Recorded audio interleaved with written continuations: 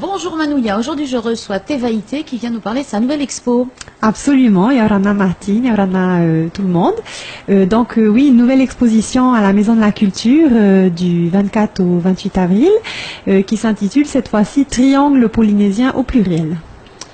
Oui, parce que finalement, les triangles, on peut en mettre les uns dans l'autre, ça s'imbrique. Tout à fait, tout à fait. Donc, la dernière exposition à la Maison de la Culture s'intitulait Mandala no Polynesia. Donc là, on avait beaucoup de Et formes. c'était il y a combien de temps? C'était pas presque il y a un an, c'était en mai 2017. Donc voilà, là c'est le nouveau rendez-vous sur Tahiti. Et donc des formes plutôt circulaires pour cette exposition. Et pour la nouvelle, eh ben, on a beaucoup de triangles, mais au-delà de la forme géométrique, je me suis inspirée en fait des pays et cultures du triangle polynésien. Donc à savoir la Nouvelle-Zélande, Hawaï, l'île de Pâques et puis nous au milieu. Donc pour tout l'aspect graphique de mon travail, des motifs, voilà, il y a des motifs maoris, hawaïens, Rapa Nui, et puis des motifs de chez nous. Donc voilà, c'est un. Oui, alors du coup, tu es allé plus dans les couleurs chaudes. Alors et même du noir et blanc, si je ne m'abuse. Oui, voilà, c'est ça. La petite nouveauté dans cette exposition, c'est effectivement la présence de beaucoup de toiles en noir et blanc, mais aussi noir et couleur.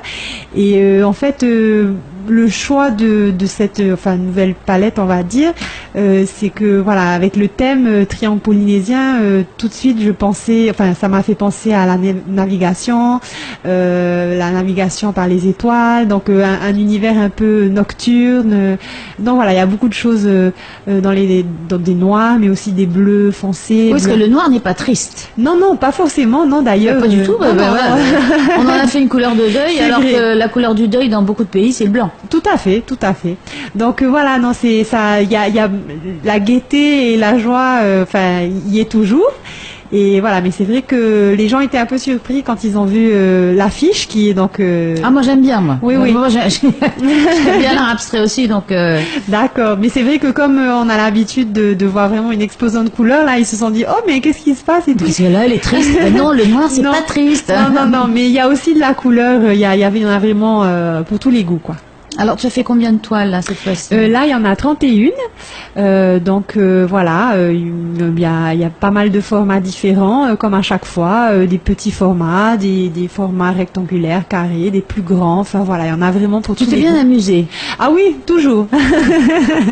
Non, c'est vraiment, il y en a pour tout, voilà, pour tous les goûts. Et comment ça se passe? Tu en fais un à la fois ou tu as plusieurs petites choses que tu viens, tu virevoltes? Non, j'aime bien travailler un tableau à la fois et le finir et ensuite passer à autre chose. J'ai du mal à travailler sur deux toiles en même temps, donc non, en général. Et quand un tableau est fini, c'est fini? C'est fini. À un moment, je dis stop, c'est bon, là il est fini parce que sinon on peut toujours revenir, changer des éléments, des détails, mais à un moment, voilà, il faut se dire voilà. Comment ça se passe alors? Tu l'as déjà dans ta tête ou tu laisses ton pinceau te guider? Alors ça se fait différemment. Des fois, je vais avoir des flashs, donc je me dis ah tiens, je pourrais faire ci. J'ai des idées d'association de couleurs ou de structure ou de motifs. Du coup, j'ai un petit carnet où je note des idées, qui me passent par la tête. Et puis aussi, des fois, je m'assois à mon atelier et puis je pose une toile blanche devant moi et je laisse l'inspiration me guider. Et jusqu'à présent, je touche du bois. Je suis de même que l'écrivain à l'angoisse de la page blanche, toi non, pour le tableau blanc non. Pour l'instant non. Après, comme je dis, je touche du bois parce qu'on n'est pas à l'abri d'une panne d'inspiration, mais c'est vrai que pour l'instant tout va bien. Et comment se passent tes journées alors? Eh ben, je me lève le matin assez tôt. Je prends le temps de me réveiller en douceur et ensuite souvent vers 7h, 7h30, je me mets au travail et je peins jusqu'à ce que la faim m'appelle. Souvent c'est mon estomac qui me coupe dans ma lancée, donc je fais une petite pause, je mange et puis je me remets au travail. Et c'est vrai que j'adore en fait peindre toute la journée. Mais tu arrives à avoir une vie sociale quand même? Oui, parce que quand même j'ai des activités sportives en dehors de mon mon atelier. Et puis j'ai des amis, donc le week-end. Mais c'est vrai que si j'avais pas ces activités, je pense que je passerais tout mon temps chez moi, dans mon univers, à peindre. Oui, voilà, c'est peut-être le danger aussi, Oui, à un oui, moment donné, c'est sûr.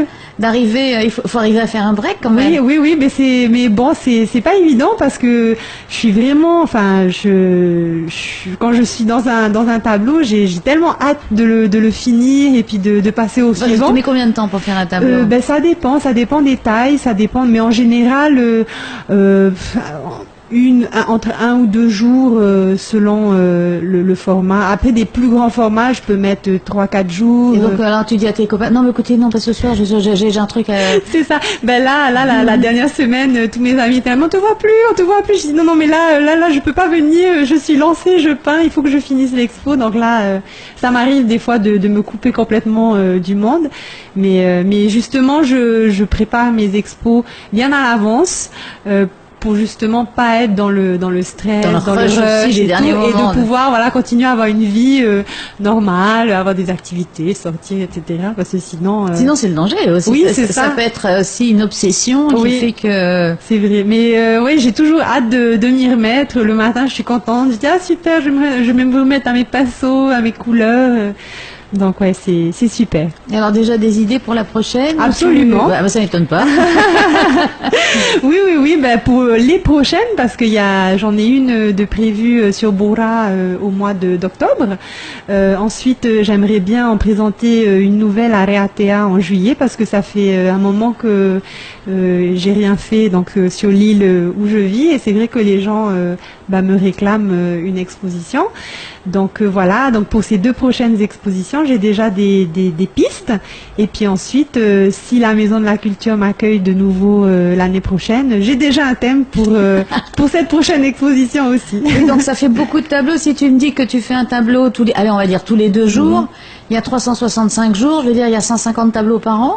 Voilà, enfin il y en a. En gros, oui, je sais plus, j'avais fait le calcul là depuis que j'ai commencé à peindre. Je crois que oui, on en est à quelque chose genre 200 ou dans ces eaux-là. Alors, est-ce que tu arrives à tout écouler ou tu vas t'acheter une maison pour ranger tes tableaux? Jusqu'à présent, j'ai tout vendu à chaque exposition.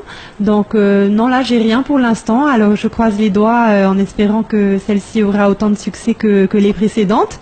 Et donc, non, pour l'instant, j'ai pas encore besoin d'un hangar ou d'un... Donc, on va te dire bon vent, cette expo, puisque c'est le thème du voyage. Tout à fait. Eh bien, merci Thévaïté. Donc, rendez-vous du 24 au 28 avril à la Maison de la Culture, salle Mouriaveil, de 7h à 17h en journée continue, et le samedi jusqu'à midi, puisqu'on décrochera ce qui restera. Exactement. Voilà. On ne restera pas.